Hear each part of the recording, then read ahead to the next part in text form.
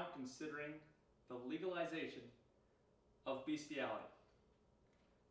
There is no logical reason that local and state governments across the country continue to dump billions upon billions of dollars into our nation's failing library system.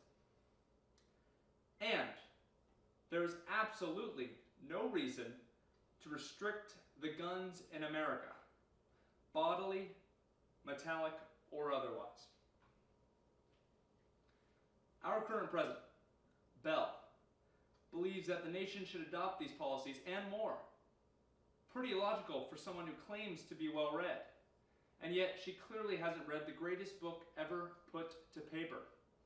Because the Bible clearly states anyone who has sexual relations with an animal must be put to death. But she's not been put to death. Instead, she's in D.C., running our all-American, God-fearing country. It's time for a real American to take back the White House, and that's why I'm running for president. I'm running for president of the United States for all the reasons Bell is ruining it. I don't believe in bestiality, as it is a sin against God and highly immoral behavior.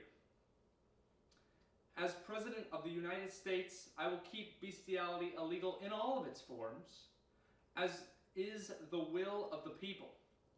I'm running for president because I recognize the failures of our nation's library system and the huge profit we stand to gain as a nation by eliminating it. By shutting down the public libraries, we would not only be saving the country $29 billion a year, but would actually be turning a profit by selling the books to nerds across the globe and converting what were previously libraries into subcontracted gyms. The availability of cheap, affordable gym memberships will not only help decrease the debt, but will also help to curb the obesity epidemic, which our country so desperately needs. Lastly, I'm running for president to protect our rights to bear arms as free, God-fearing Americans, both open carry and under the sleeve. As a military veteran stationed in France, I witnessed firsthand the horrors and crimes that the beasts have committed. My village was overrun, and one of the things nearly killed me. However, I would not take it back, as that time in my life taught me some very valuable lessons. I was taught to go down with my ship, fight to the last breath. I was taught to be courageous and selfless. When one of my men was crushed by a giant walking, talking dresser drawer, it was I who pulled him to safety. And thanks to me, that man is with us here today. Please give him a round of applause. Corey.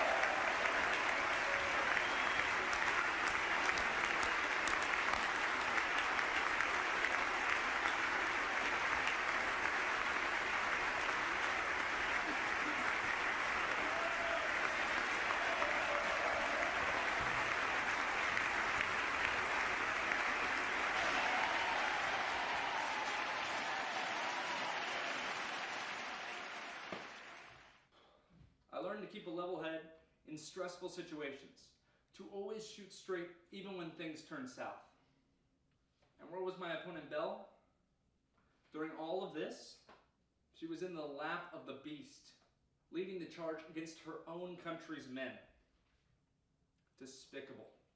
One would not be out of line to think that she'd like to see the same scale invasion on our own soil.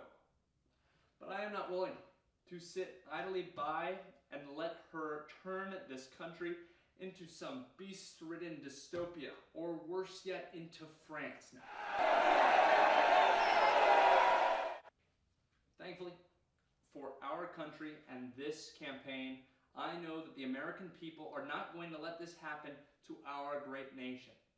We have come too far to let Bell take the reins of this country and run it straight into the ground after all the hard work we've done to build it into something spectacular. A vote for Bell is a vote for bestiality. A vote for Bell is a vote for wasted taxpayer dollars. A vote for Bell is a vote for a girl president. Now, we saw the job she did last term. Don't you think we've seen enough? A vote for Gaston? A vote for Gaston is a vote for America. Thank you, and God bless these here United States.